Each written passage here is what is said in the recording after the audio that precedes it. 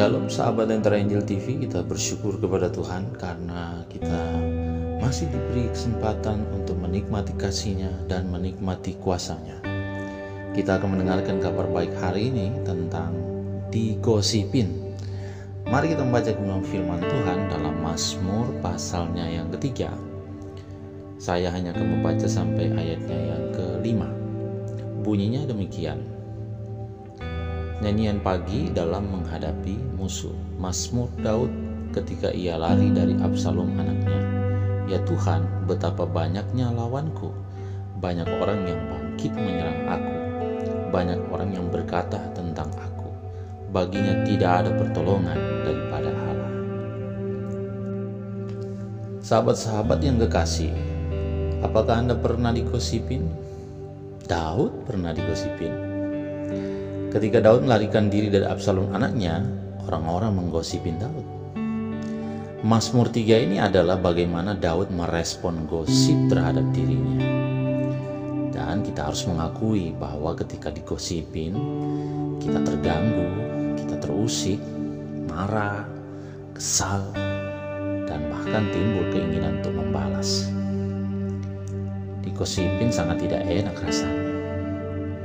Itulah sebabnya pelajaran pertama kita adalah jangan menggosip. Menggosip adalah kejahatan.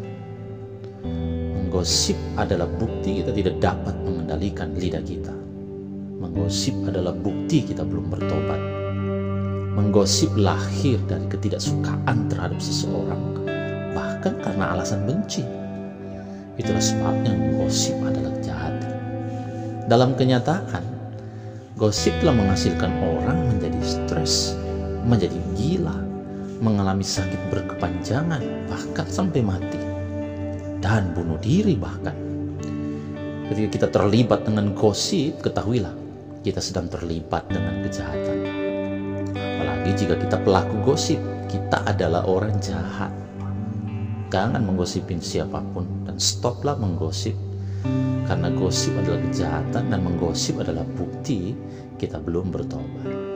Sahabat-sahabat yang kekasih, lebih baik digosipin daripada kita yang menggosip. Jika kita digosipin, berarti kita sedang diberi kesempatan oleh Tuhan untuk melakukan firman-Nya dan mengalami kuasa firman-Nya. Yang harus dipastikan bahwa ketika kita digosipin, itu dikarenakan kita melakukan kebenaran firman Tuhan, bukan karena kesalahan kita. Kalau kita digosipin karena kita lebih dulu menggosip, itu artinya kita mengalami keadilan. Ketika kita digosipin, respon kita adalah siapa kita yang sebenarnya. Jadi ketika kita merespon waktu kita digosipin, respon kita ini menunjukkan siapa kita. Jika kita merespon dengan keinginan membalas atau membenci, maka itu bukti kita belum mengenal Tuhan dengan benar dan belum bertobat. Tapi jika kita merespon dengan keinginan mengampuni dan mendoakan supaya mereka yang menggosipin itu bertobat, itu baru membuktikan kita sedang bertumbuh dalam iman yang benar. Ketika kita merespon gosip, ingatlah bahwa Tuhan senang jika kita menghadapinya dengan cara firman Tuhan. Itu sebabnya jika kita sedang digosipin, berdoalah, memohon supaya Tuhan menguatkan kita dan ampunilah orang yang menggosip. Memohonlah kepada Tuhan supaya mereka yang menggosip ini bertobat. Inginkan pertobatan mereka dan jangan mengutuk. Jika doa kita tulus, kita tidak akan takut berhadapan muka dengan mereka. Doa yang tulus pasti akan melahirkan damai sejahtera dan sukacita, sehingga kita akan menjadi tenang menghadapi para penggosip dan menjadi berkat buat mereka. Dimulai dari kita memberikan senyum yang tulus dan memberkati mereka. Nah, jika dalam kebaikan yang kita lakukan kepada mereka yang menggosip ini, tetapi mereka tetap menggosipin kita, maka banggalah. Kenapa?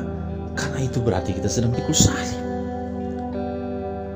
Salib adalah mengalami keadaan yang tidak baik, menerima sikap yang tidak baik, karena melakukan kebenaran. Itu salib. So, sahabat-sahabat yang kekasih, jangan menggosip, tapi juga jangan takut digosipin.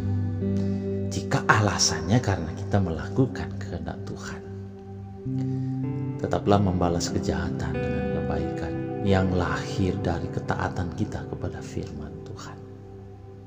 Ketika digosipin, berdoalah, ampunilah, dan inginkan pertobatan mereka. Selamat mengalami firman Tuhan. Tuhan Yesus mengasihi kita semua. Tuhan Yesus memberkati kita semua. Tuhan Yesus menyertai kita semua.